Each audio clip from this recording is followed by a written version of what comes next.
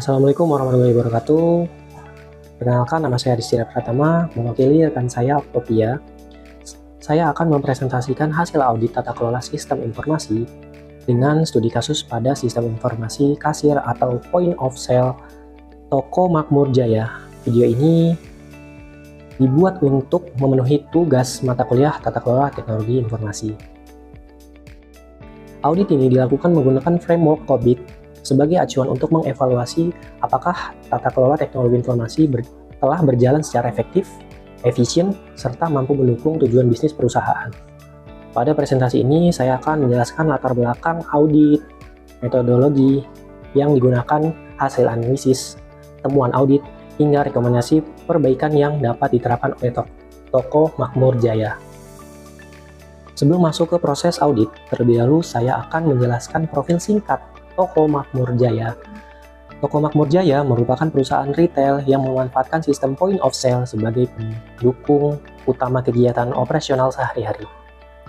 Visi perusahaan adalah menjadi peritel pilihan masyarakat dengan layanan berbasis teknologi yang handal.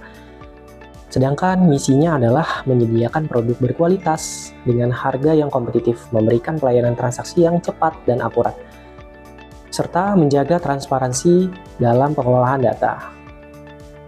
Operasional toko didukung oleh Departemen IT yang mengelola sistem POS, database persediaan, serta infrastruktur jaringan. Dengan rata-rata lebih dari 1.500 transaksi setiap hari, sistem kasir menjadi aset yang sangat penting sehingga diperlukan tata kelola yang baik agar operasional bisnis dapat berjalan secara optimal. Latar belakang dilaksanakan audit ini didasari oleh semakin pentingnya sistem informasi dalam dunia retail modern. Transformasi digital telah mengubah proses pencatatan transaksi yang sebelumnya dilakukan secara manual menjadi sistem yang terintegrasi sehingga mampu mengurangi human error.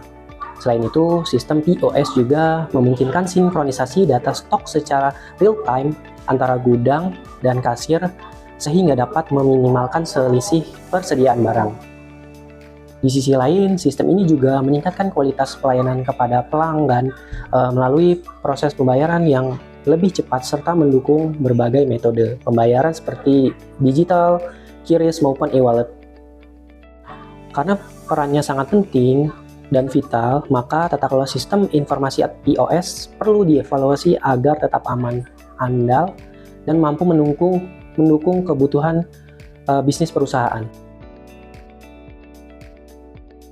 Masalah dan tantangan dalam pelaksanaan audit ditemukan beberapa tantangan utama pada tata kelola sistem informasi.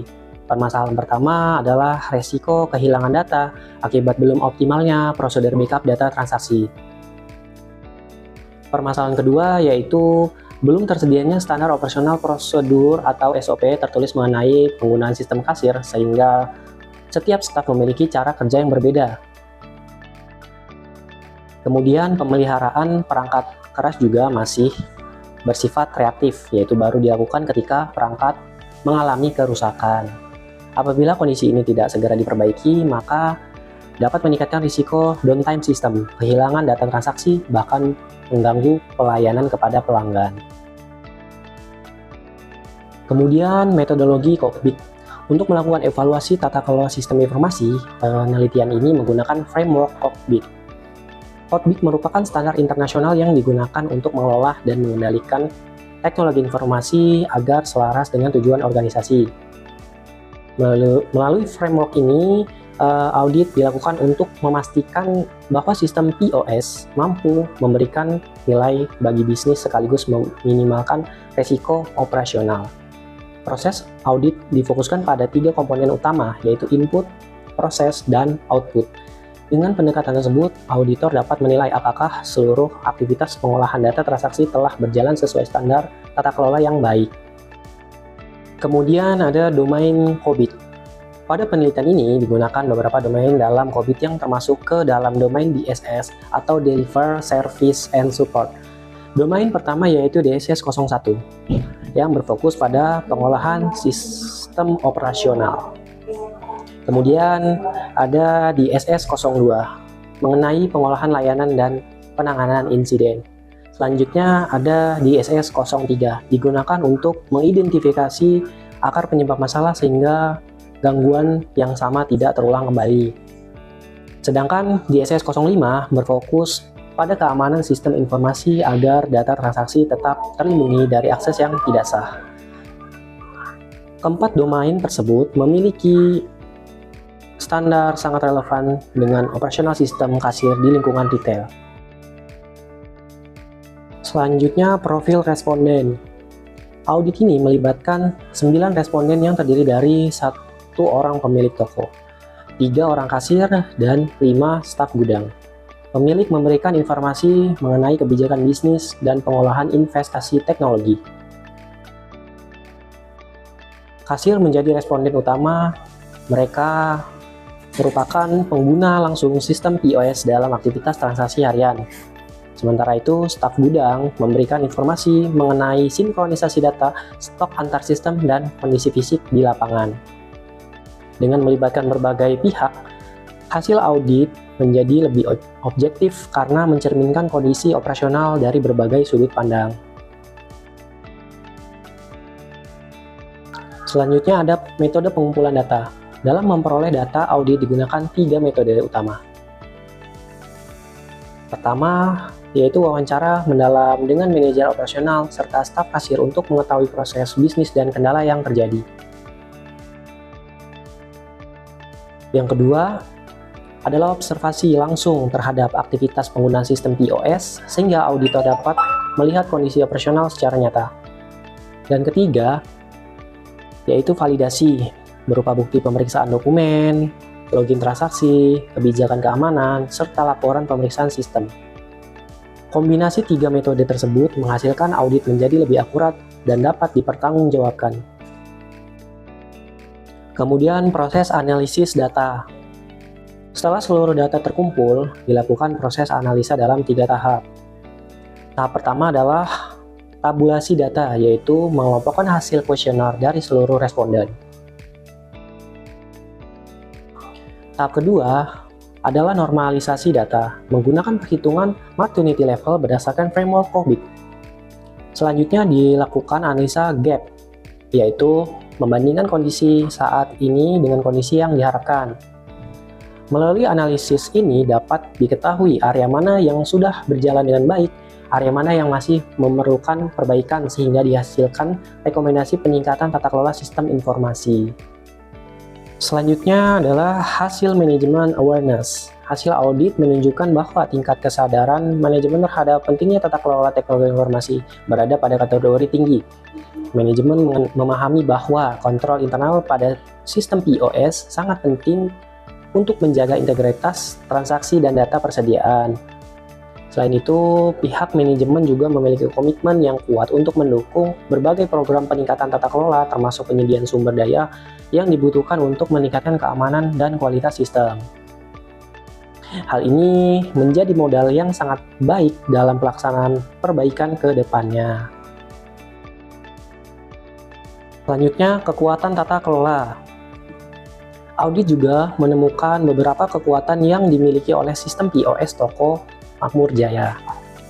Pertama, layanan sistem kasir relatif stabil sehingga dapat berlangsung dengan lancar meskipun pada jam operasional yang lumayan sibuk.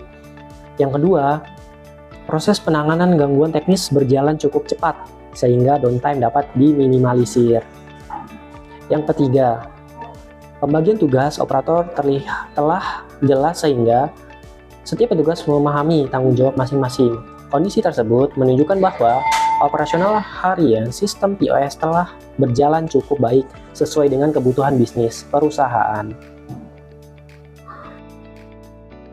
Kemudian temuan audit. Meskipun memiliki beberapa kelebihan, audit ini juga menemukan beberapa kelemahan yang perlu diperbaiki. Di antaranya adalah belum adanya jadwal pemeliharaan perangkat yang terstandarisasi. Dokumentasi log perubahan sistem juga masih kurang rapi, sehingga menyulitkan proses penelusuran apabila terjadi problem atau masalah. Selain itu, pengawasan terhadap vendor penyedia layanan masih belum optimal. Risiko lain yang ditemukan yaitu belum adanya backup otomatis secara berkala, keterbatasan monitoring, kapasitas sistem, serta pencatatan perubahan sistem yang belum konsisten. Apabila kondisi tersebut tidak segera diperbaiki, maka dapat meningkatkan resiko kehilangan data ataupun gangguan operasional lainnya. Selanjutnya maturity level. Berdasarkan hasil evaluasi, tingkat kematangan tata kelola sistem informasi pada tahap level 3, yaitu defined process, artinya sebagian besar prosedur optimal telah terdokumentasi dan diterapkan secara konsisten dalam kegiatan operasional. Namun demikian, organisasi masih perlu meningkatkan sistem monitoring dan pengukuran kinerja agar dapat mencapai level 4 atau managed process. Pada level tersebut, pengolahan sistem tidak hanya berdasarkan prosedur, tetapi juga didukung oleh indikator kinerja yang terstruktur dalam proses evaluasi secara berkala. Selanjutnya, rekomendasi. Berdasarkan hasil audit, terdapat beberapa rekomendasi strategis yang dapat diterapkan.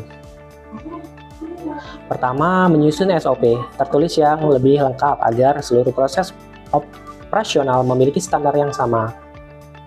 Yang kedua, menerapkan sistem backup otomatis setiap hari serta meningkatkan keamanan sistem melalui mekanisme autentikasi berlapis.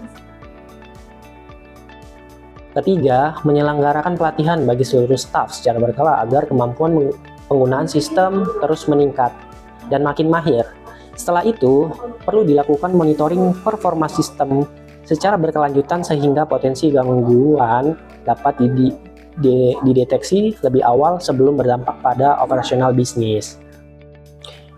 Selanjutnya, yang terakhir, kesimpulan. Sebagai penutup, dapat disimpulkan bahwa hasil audit menunjukkan tata kelola sistem informasi POS Toko Makmur Jaya telah berjalan dengan cukup baik.